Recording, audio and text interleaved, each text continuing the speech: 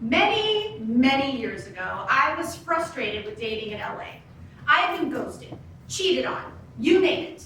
I was a traditional gal when it came to dating, so I decided to go back to basics. Rules. Rules known as the first date 3. 1. Dates were requested by phone call or in person. Texting and email provided too many editing opportunities. 2.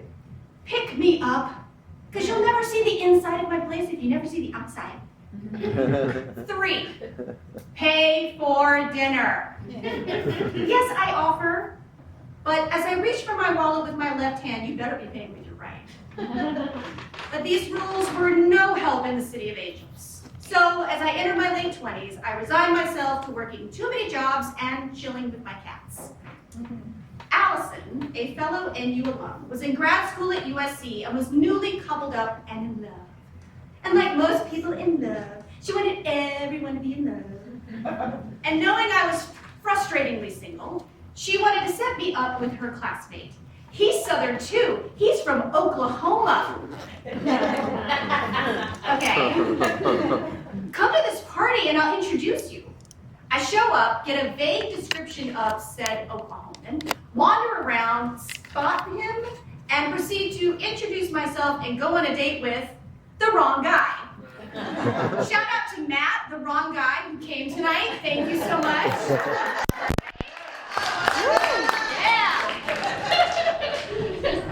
After running into the Oklahoman at a bowling alley birthday party, we finally connected and exchanged numbers. He called. I was pleasantly surprised. He somehow knew my rules. But the dates themselves were unremarkable. Seriously, I don't remember any of them. I think Subway was involved at some point. And was he distracted? Was I? Anywho, I was performing at an industry showcase and invited him to come. I thought if he saw me in my element, maybe we would connect more. After these shows, there's the opportunity to meet with industry people, and it's a big deal. But you know what this dum-dum did? He took the opportunity during my very important industry in networking time to let me know that in the time it took us to connect, he had also been going out with someone else, and he thought that one was going better. Yeah. Well, that was that, and I stormed off in a huff. I ripped his contact info out of my day planner and forgot he existed. 3 years later, remember Allison, the friend that was in love? Well, now she was marrying the guy, and this girl loves a wedding weekend. When the invitation to the Texas-themed rehearsal dinner arrived, I was stoked. I donned my satin rhinestone cowgirl shirt and bootleg jeans, curled and sprayed my hair so high it waved to Jesus, and sauntered in to find no one else dressed in theme. No one except the Oklahoman. He cut a strapping figure in his Levi's, cowboy boots, flannel shirt, and belt with enormous buckle. He looked startled to see me. I pretended I didn't notice.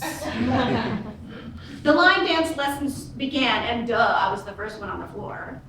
Before the song had ended, I noticed he had made his way next to me and was keeping up at an impressive pace.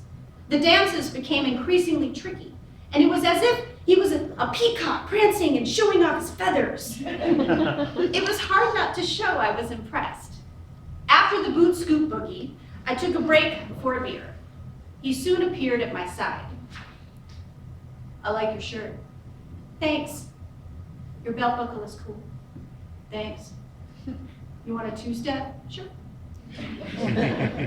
And so he led me back to the floor and into his arms. His leading skills weren't perfect, and our toes collided more than once. But we never bumped another pair, and his eyes stayed squarely on me. On the drive home, my mind was all, what was that? And the questions continued when we danced to every single song together at the reception the next day. We had eyes for no one else. He was interested. I was interested. And yet at the end of the reception, that was it. No, can I call you? Or what are you doing next weekend? It's so frustrating. I peppered Allison for answers. She invited me to help her paint her apartment. I showed up in my ratty painting clothes and no makeup to find her husband had enlisted the Oklahoman. We caught up with each other while rolling paint on a bedroom wall. I mentioned I was getting my hair done the next day and then going out with a friend because that's what a fresh cut is for. The perfect chance for him to ask for my number. Still nothing. I cornered my friend and she confessed. He's pretty sure he messed up any chance he had last time and is afraid to ask you out. Well, damn. What's a traditional girl to do? Remember the friend that was supposed to go out with me in my fresh hair? Well, she canceled. So there I was, sitting in my living room, looking gorgeous, with no one to see but my cats. I remembered the Oklahoman lived mere blocks away, but what was I supposed to do? Like, drive by with the windows down? And what about my precious rules? It was at that moment, my gut gave me a very clear message. If I didn't take a chance and call him, I would regret it forever. If only I still had his number. My eyes scanned my spare Hollywood apartment and landed on the phone book. You remember the phone book? Yeah? Remember that? I made a bet with myself. If he was listed in the phone book, I would call him.